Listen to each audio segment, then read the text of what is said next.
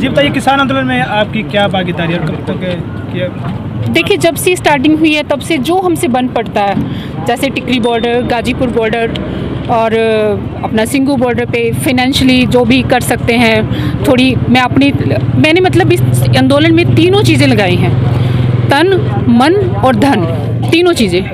तन इस तरह से कि जितना भी मेरा लंच टाइम के बाद मैं अपना कैंप के लिए बैठ जाती हूँ, मेडिकल कैंप के लिए, तो वहाँ मैं अपने किसानों को दवाइयाँ देती हूँ। किसी को फ़ीवर है, किसी को वॉमिटिंग है, डायरिया है या एलर्जी है या कुछ भी उनको कोई प्रॉब्लम है या कोई डेंटल इशू है, तो वहाँ पे मैंने सारी मेडिसिन और इसके साथ साथ जैसे गर्म पट्टियाँ, जो गोडी होते हैं बुज़ुर्गों के लिए, वो रखे हुए हैं। तो इस तरह की जो है मैं उनको वहाँ पे सेवाएँ देती हूँ। तो बात ये है कि सीधी सी बात अगर मैं कहूँ तो वो यही है कि इस वक्त तीनों चीज़ों की ज़रूरत है किसान आंदोलन को, तन की भी, अपनी प्रेजेंस की भी, मन की भी और धन की भी।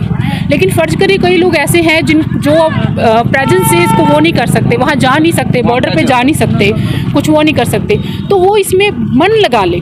मन मतलब सोशल मीडिया पे जहाँ हर अच्छी पोस्ट को, किसानों के लिए पोस्ट को हमें शेयर करना चाहिए, उसको लाइक करना चाहिए, ताकि मैक्सिमम लोगों तक हमारी आवाज़ पहुँचे। ये तो हो गया मन।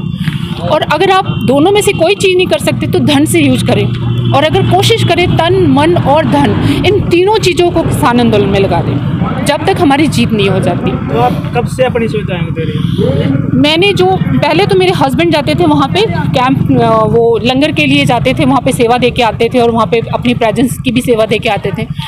14 जनवरी को मैंने स्टार्ट किया था मेडिकल कैंप वहाँ पे, कि वहाँ पे जब मेरे हस्बैंड ने देखा कि वहाँ किसान जब खाना खाने आते थे, मतलब लंगर पे आते थे, तो किसी को कोई प्रॉब्लम थी, किसी को फीवर, किसी को वॉमिटिंग वगैरह, किसी को डायरिया और कई तरह की हेल्थ इश्यूज़ थे। तो फिर उन्होंने मुझे कहा कि तुम ऐसे करो, अपनी ओपीडी को हाफ डे कर दो और लंच के बाद आप वहाँ जाके कैंप लगाया करो, वहाँ जाके आप बैठा करो, मेडिसिन वगैरह। मैं काफ़ी सारी मेडिसिन वगैरह लेके बैठी थी। उसके बाद फिर मुझे एक बंदे और थे जिन्होंने ज्वाइन कर लिया, मैं उनको नाम बताना चाहूँगी। वो है डॉक्टर मंजू, गंगापुत्रा हॉस्पिटल से। मेरी वो कुछ ऐसी वीडियो देख के उनको भी लगा कि हमें भी जाके सेवा डालनी चाहिए, तो वो फिर काफ़ी सारी मेडिसिन लेके आए। उन्होंने वो मेडिसिन दी, कल भी वो काफ़ी सारी मेडिसिन छोड़ के गए हैं, मतलब मैं और वो दोनों ही इस मेडिसिन को जो है वहाँ रखा हुआ है हमने। और इसके साथ साथ बल्कि उन्होंने लंगर में भी, जो धोड़ी का गांव का लंगर है, उसमें भी पहले वो कुछ राशन दे के गए थे और कल जो है वो फिर 5,000 रुपये उनके जो लंगर में डाल के गए थे। आज आपको एक मज़े की बात ये बताती हूँ कि देखिए, मेरी फेसबुक पे एक मेरे फ्रेंड है, ब्रदर है एक तरीके के, सरदार हैं, वो गुजरात में रहते हैं, लेकिन वो भी इस आंदोलन से इतने प्रभावित हुए कि उन्होंने मुझे कहा कि मैं तुम्हारे अकाउंट में 21,000 रुपये डालता हूँ, तुम जाके मेरे पैसे जो है वो टिकरी बॉर्डर पे दे के आओ।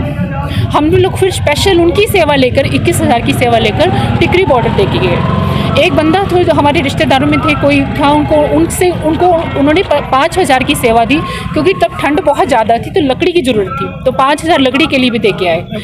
और आज फिर उन्होंने मेरे अकाउंट में 10,000 रुपये जमा किए हैं और मुझे ये पैसे जो है धोड़ी लंगर में पहुँचा के आ रहे हैं। तो कब तक आपकी सेवा जारी रहेगी? जब तक किसान आंदोलन रहेगा। लंबी तैयारी है ना। तो एक क्वेश्चन है मैम कि पंजाब हरियाणा से जो किसान महिलाएं गई है, उनमें किस तरह की सबसे ज़्यादा हेल्थ प्रॉब्लम सामने निकल के आई है? जो सबसे ज़्यादा आपके सबसे ज़्यादा जो है वो तो पेन ही है, हेडेक है, या कहीं जैसे बुजुर्ग हैं बैठ के, आपको पता है ट्रॉली के अंदर सफ़र करना कोई आसान काम तो है नहीं। जिसको जितनी भी थोड़ी सी नी की प्रॉब्लम हो, गोडे कैसे दुखने लग जाते हैं, घुटने कैसे दुखने लग जाते हैं, तो ये है। कुछ एक को जैसे वॉमिटिंग की, फीवर की, इस तरह की। मैंने शुरू में वहाँ पे बीपी और उसकी भी मेडिसिन रखी थी, डायबिटिक की, मतलब शुगर के पेशेंट की, लेकिन बाद में मैंने उस मेडिसिन को हटा दिया कि सरकार जानबूझ के कोई इशू ना कर दे, क्योंकि ये 2 टैबलेट्स जो है ये हमें पता नहीं है, पहले बीपी चेक करना पड़ता है पेशेंट का कि उसका लो है, उसको देनी है अभी ये मेडिसिन या नहीं देनी है, तो वो फिर मेडिसिन मैंने अपने कैंप से हटा दी।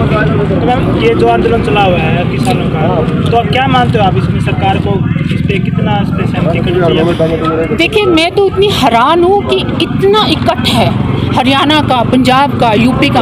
आपको लगता है सिर्फ पंजाब वाले? मैं तो कहती हूँ हरियाणा वाले और भी ज़्यादा इसमें भागीदारी है। तो अभी तक बिल्कुल असर नहीं हुआ सरकार को। ये बहुत हैरानी करने वाली बात है कि इतना अहंकार।